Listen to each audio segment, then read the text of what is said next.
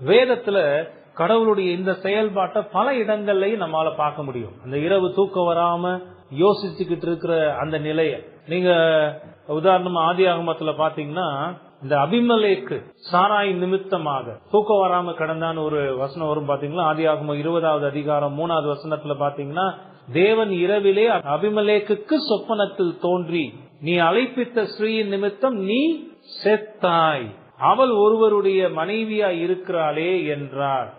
அத்தோட நீ செத்தாய்னு சொன்ன பிறகு எவனா தூங்கி இருப்பான்னு நீங்க யோசிச்சு பாருங்க.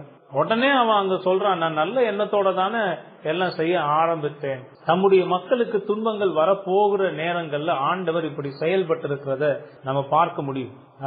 தரியு ராஜாவும் இதே மாதிரி தூக்கம் இல்லாம பிறண்டுகிட்டு இருந்தாருன்றதை நம்ம பார்த்திருக்கோம். தானியேல் 6வது அதிகாரம், திரையும் வராமற் போயிற்று, தூக்கமும் வரல, சாப்பிடல, எந்த இன்பமான நிகழ்ச்சிகளையும் தனக்கு முன்ன நடக்க அனுமதிக்கல, தூங்காம உட்கார்ந்து இருக்கலாம்.